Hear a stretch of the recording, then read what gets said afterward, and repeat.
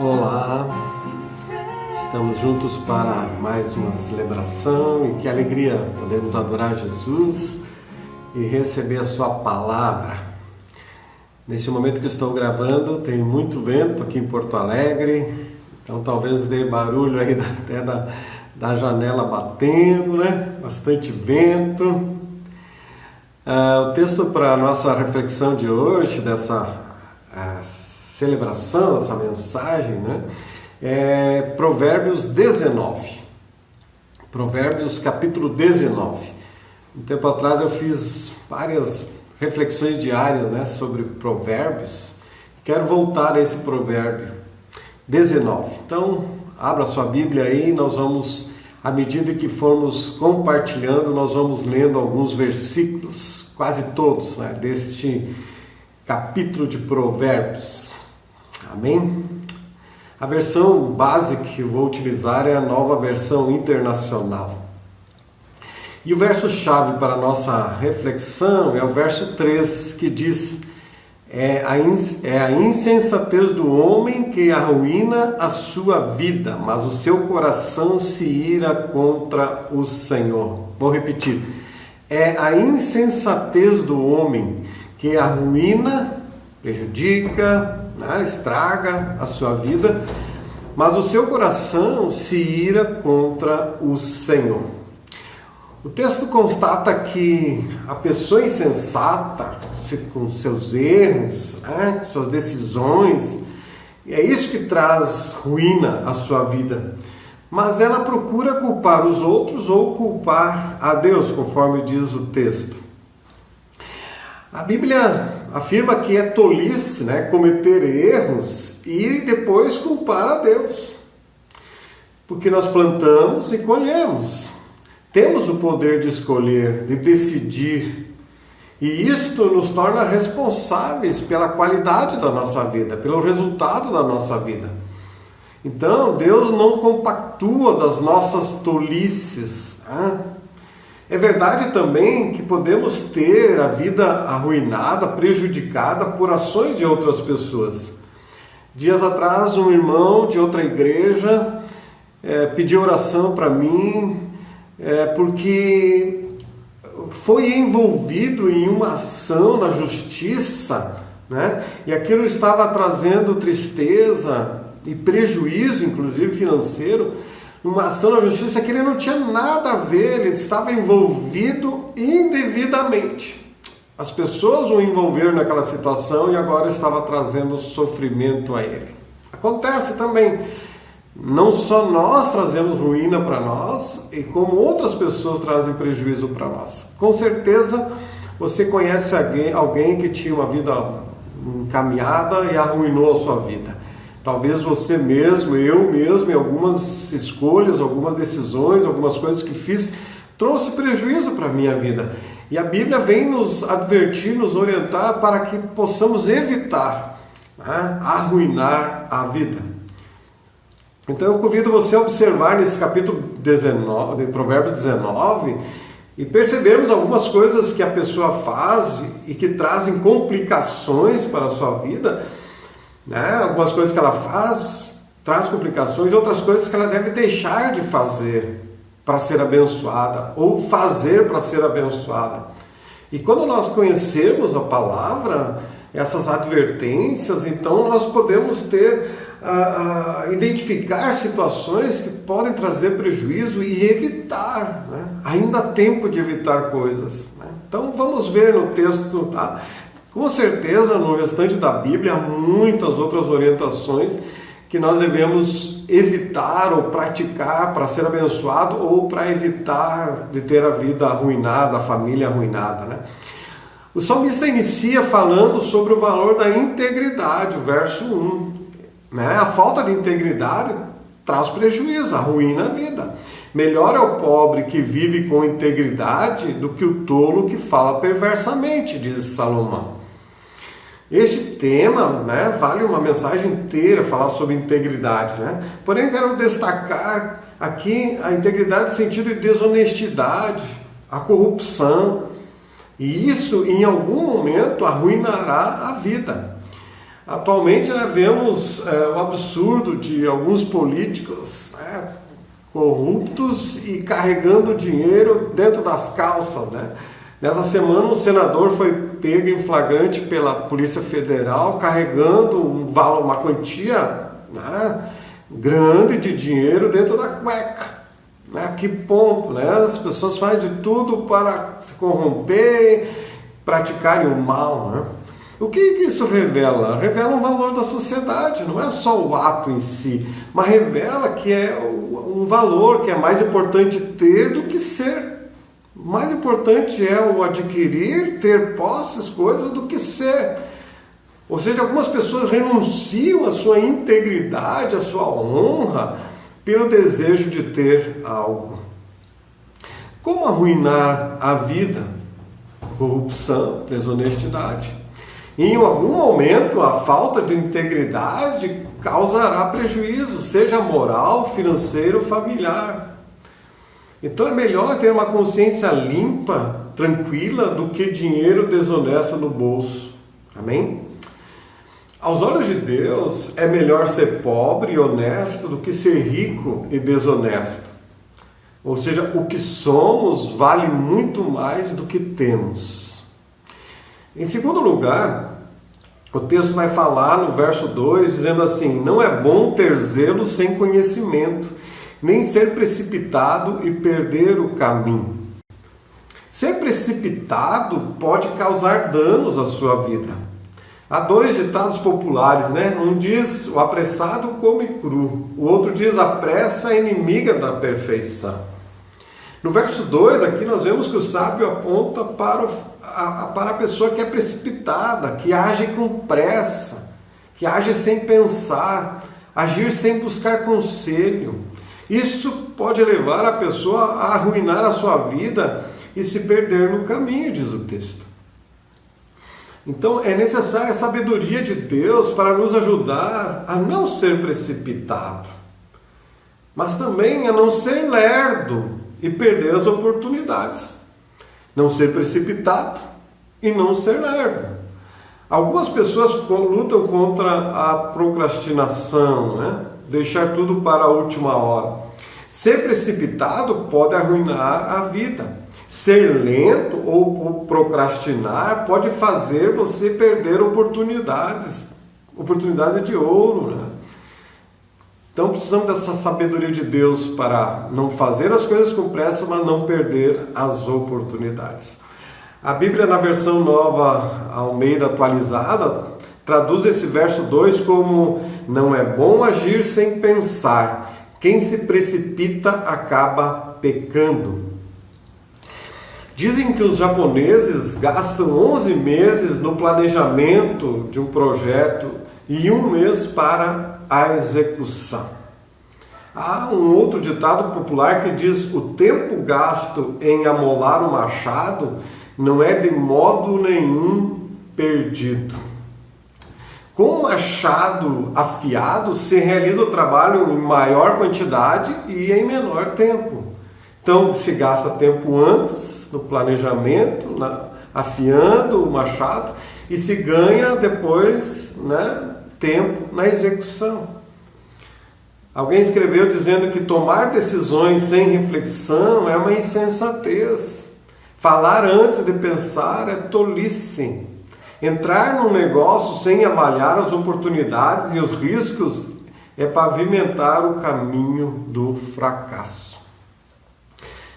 Queres arruinar a vida? Não, Mas o sábio diz: quem quer arruinar a vida, no versículo 5, seja mentiroso. A mentira trará sofrimento. Diz o verso 5: a testemunha falsa não ficará sem castigo, e aquele que despeja mentiras não sairá livre. O mentiroso sofrerá, terá consequências na sua vida. O mentiroso em algum momento entrará em contradição, mais cedo ou mais tarde, vai tropeçar na própria língua. Verso 9 diz que a testemunha falsa não ficará sem castigo, e aquele que despeja mentiras perecerá. Quem for pego na mentira terá sua reputação arruinada. Salomão afirma no verso 22, na parte B do versículo, dizendo: melhor é ser pobre do que mentiroso. Jesus afirmou em João 8,44 que o diabo é o pai da mentira. E em João 14,6 que ele, Jesus, é a verdade.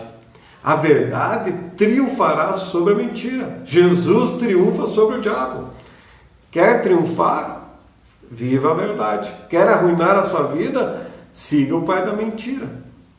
O apóstolo Paulo escreveu em Efésios 4,25: cada um de vocês deve abandonar a mentira e falar a verdade ao seu próximo. A próxima orientação para evitar a ruína está no verso 11, que é controlar as reações e ignorar as ofensas. Diz o verso 11: a sabedoria do homem lhe dá paciência, sua glória é ignorar as ofensas. Controlar as reações e ignorar as ofensas pode te livrar de problemas, né? É difícil confiar e conviver com quem está sempre lembrando de ofensas do passado, sempre trazendo, né? Foi aquilo, fez aquilo, ou trazendo ofensas, colocando uma pessoa contra a outra. Nós não somos chamados para exercer a lei do olho por olho, mas para amar os nossos inimigos, disse Jesus. Não somos chamados a retribuir o mal com o mal, mas a exercer misericórdia, a sermos canais da graça de Deus, até mesmo na vida daqueles que nos injuriaram, nos acusaram. Quer prejudicar a tua vida? Fica levantando ofensas, reagindo mal, né? Isso pode prejudicar os teus relacionamentos em casa ou fora, arruinar a vida. Outra forma de arruinar a vida, vejam que eu falo algumas que é uma forma de arruinar a vida, e vemos outros textos que é uma forma de não arruinar a vida, né? Uma forma de arruinar a vida está no verso 13, que é a pessoa briguenta. Diz o verso 13: o filho tolo é a ruína de seu pai, e a esposa briguenta é como uma goteira constante. Uma pessoa briguenta. Não estou dizendo aquela pessoa violenta, aquela pessoa, né? Isso já demonstra que ela está arruinando a vida. Mas o que o texto fala aqui da esposa briguenta, né? Ou uma outra pessoa, um homem, um filho briguento, é aquele tipo daquela pessoa que é como uma goteira, diz o texto, né? Que todo dia aquelas briguinhas, aquelas discussões, aquelas murmúrios, aquelas lamentações, aquelas reclamações, todo dia, né? Que vai dificultando o relacionamento.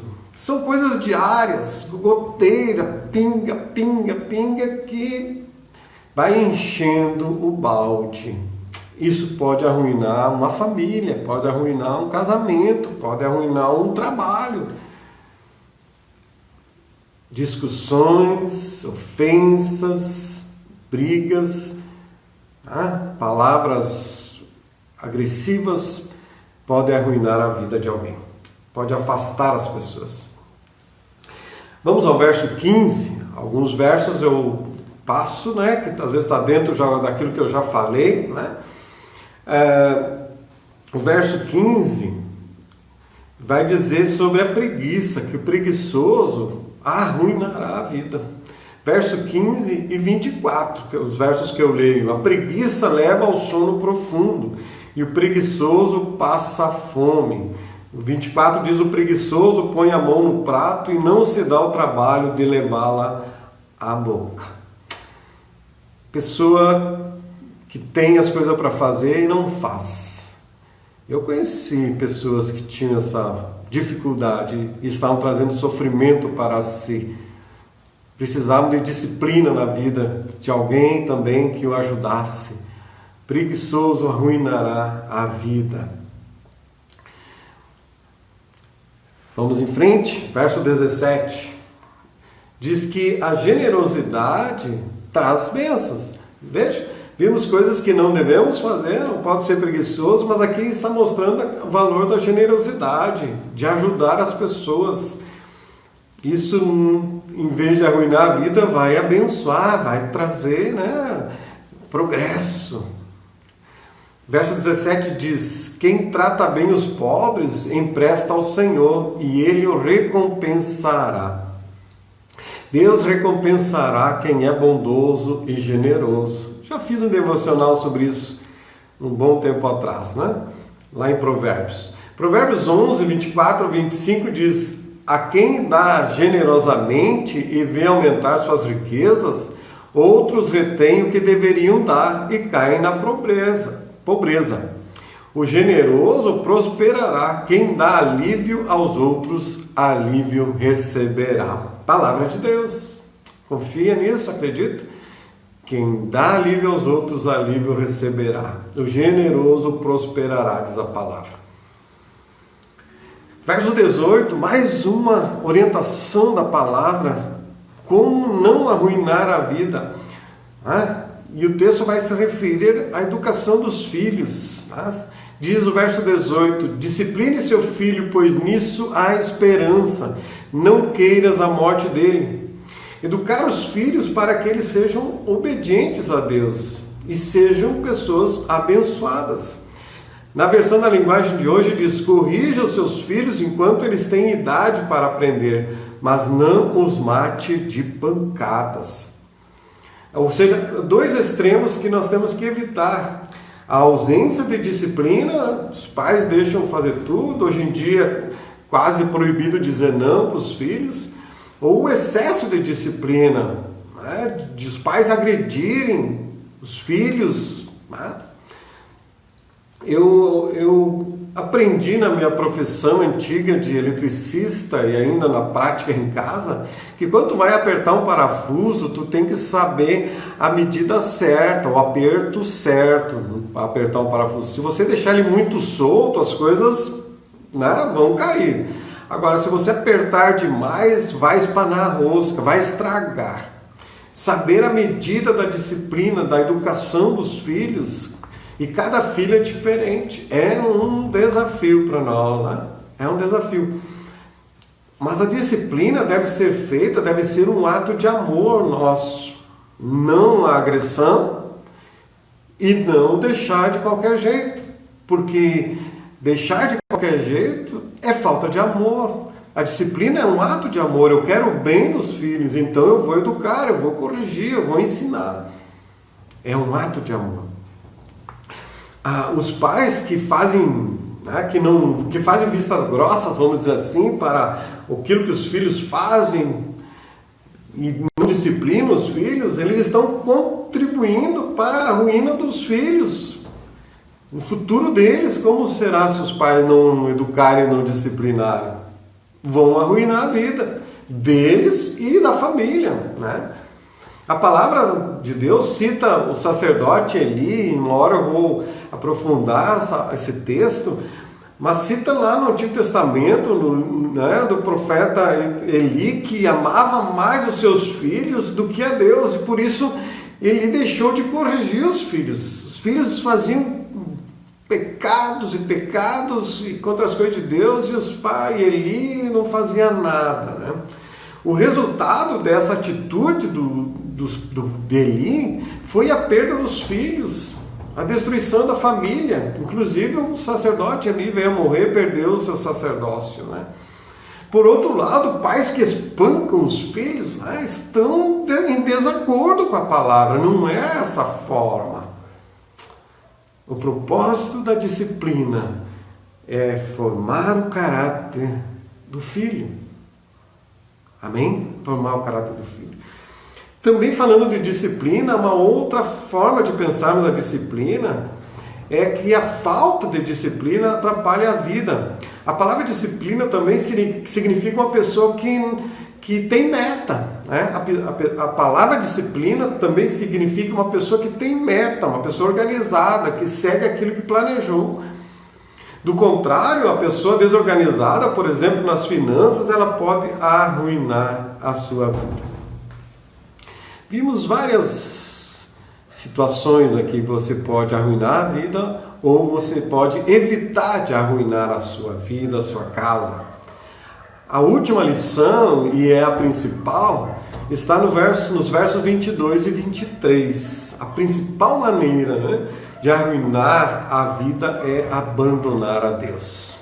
Verso 22 e 23 diz: o que se deseja ver no homem é amor perene. O temor do Senhor conduz à vida. Quem o teme pode descansar em paz, livre de problemas. O temor a Deus nos livra de problemas.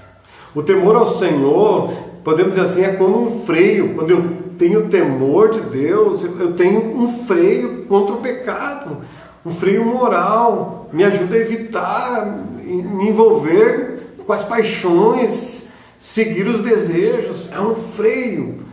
Esse temor a Deus, um temor à palavra. Quando a pessoa abandona a Deus, o temor à palavra, ela faz de tudo, faz qualquer coisa, assim, né? É triste, traz muita ruína para a sua vida. Porque quem teme a Deus não se envolve com o pecado. Não estou dizendo que não comete algum pecado, mas não se envolve, não se aprofunda nos pecados, porque tem o temor de Deus no seu coração. Quem teme a Deus foge daqueles, podemos dizer, dos esquemas do mundo, das coisas que o mundo apresenta. Não, eu quero seguir a Deus. Porque quem teme a Deus encontra o seu prazer em Deus, nele. E vimos aqui no texto, quem teme a Deus tem vida longa, feliz e vitoriosa. Diz o texto, quem teme a Deus pode descansar em paz, livre de problemas. Os problemas vêm, mas tem um Deus que o livra. Aleluia! Não enfrenta os problemas sozinho, né? O problema, vamos dizer assim, é que há pessoas que colocam Deus no final da fila. Colocam Deus no final da fila. No final da fila das suas prioridades. Final da fila para as suas decisões, para consultar a Deus nas suas decisões. Colocar Deus no final da vida das prioridades é arruinar a vida. Algumas pessoas têm o trabalho como prioridade, a família como prioridade, o dinheiro é prioridade, ou o prazer, o corpo é prioridade, ou nos tempos atuais a ideologia, a política é prioridade. E lembram de Deus só quando as coisas não vão bem. E para piorar, alguns são insensatos, como diz o texto, e colocam a culpa em Deus. Por que permitiu isto? Por que me deixou fazer tal coisa? Na comunhão com Deus, nós vamos tendo paz, confiança, força de estar fazendo a vontade de Deus, no temor de Deus. E as coisas difíceis que surgem para todos nós enfrentamos sempre com a bênção de Deus. No verso 8, o sábio afirma: quem obtém sabedoria ama-se a si mesmo, quem acalenta o entendimento prospera. É importante lembrar que para o autor aqui do provérbio, a sabedoria é sinônimo de Deus. Quando está falando de sabedoria, é sabedoria de Deus, pessoa de Deus, né? Porque Deus é a fonte da sabedoria. Então, obter sabedoria é buscar a Deus a todo momento, a todo momento. Então, queridos, quem abandona a Deus, os seus conselhos, a sua palavra, está arruinando a vida. Não abandone a Deus. Não esqueça de Deus. Não deixe Deus no final da fila das tuas escolhas, das tuas prioridades. Quem não busca comunhão diária com Deus está preparando o terreno para a derrota. Uma hora vai ser derrotado, vai arruinar a sua vida. Quero ler ainda alguns versículos, estamos chegando ao final. Verso 16, quem obedece aos mandamentos preserva a sua vida, mas quem despreza os seus caminhos morrerá. Verso 20, ouça conselhos e aceite instruções e acabará sendo sábio. 21, muitos são os planos no coração do homem, mas o que prevalece é o propósito do Senhor. No verso 27 diz, se você parar de ouvir a instrução, meu filho, irá afastar-se das palavras que dão conhecimento. Há pessoas que tapam os ouvidos para os conselhos de Deus, praticam o que é errado e depois sentem-se injustiçadas e culpam a Deus. O provérbio 19 termina dizendo no verso 29, os castigos estão preparados para os zombadores e os açoites para as costas dos tolos. Aquele que não busca a Deus sofrerá açoites. Uma palavra estranha para nós, né? Açoites. Mas o texto está dizendo que os castigos estão preparados. Ou seja, o que o sábio está dizendo é que nem sempre a pessoa recebe a retribuição, a justa retribuição das suas obras, para o bem ou para o mal, no exato momento em que ela comete, né, o bem ou o mal. O ladrão que rouba, algumas vezes consegue escapar. O corrupto que lança a mão do alheio, às vezes consegue enriquecer. Mas mais cedo ou mais tarde a verdade virá à tona e não ficarão impunes.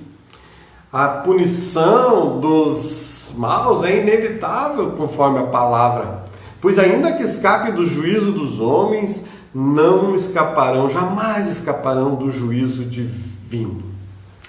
Concluindo, coisas, né, que temos que cuidar para não arruinar a nossa vida. Quanto a nós, você que me assiste, primeiro, precisamos aprender com nossos erros. Além de tudo, esses provérbios, observe que precisa aprender com os erros. Talvez você já cometeu alguns daquilo que eu falei aqui. Precisamos aprender com nossos erros. Um ditado diz, nossos fracassos precisam ser nossos pedagogos, professores, né? E não nossos coveiros. O fracasso não significa que você fracassou e agora acabou tudo. Não. Você aprende com o fracasso para adquirir vitória. Aprendemos dos nossos erros e precisamos aprender com os erros dos outros também. A Bíblia afirma que os exemplos das pessoas são para nós. Paulo escreveu aos Coríntios 10, 11. Essas coisas aconteceram a eles como exemplos e foram escritas como advertência para nós. A Bíblia registra conselhos, orientações, mas também registra erros das pessoas, que as pessoas cometeram, e nós devemos evitar cometer esses mesmos erros. Em segundo lugar, devemos pedir conselho de pessoas respeitáveis, confiáveis, sábias, tementes a Deus, para não arruinar a vida. Busque conselho. Sobretudo, em terceiro lugar, precisamos reconhecer que dependemos da graça e misericórdia de Jesus. Orar diariamente pelo livramento, consagrar a Deus as nossas vidas, buscar orientação na palavra, pedir sabedoria. A sabedoria que precisamos é olhar para a vida com os olhos de Deus, é ter Deus ao nosso lado, não no final da fila. É Deus nos orientando, Deus nos capacitando, Deus nos livrando, Deus nos dando sabedoria. Estarmos sincronizados, né? Sintonizados com o coração de Deus, nosso coração ligado ao coração de Deus, para que sejamos sábios nas escolhas, nas decisões. Precisamos viver de acordo com a vontade de Deus para não arruinar a vida. E por fim, andar segundo o projeto de Deus que Deus tem para mim e para você. Para mim e para você. Que Deus nos ajude e nos livre de arruinar a vida. Amém? Que a bênção recaia sobre a tua vida. Amém.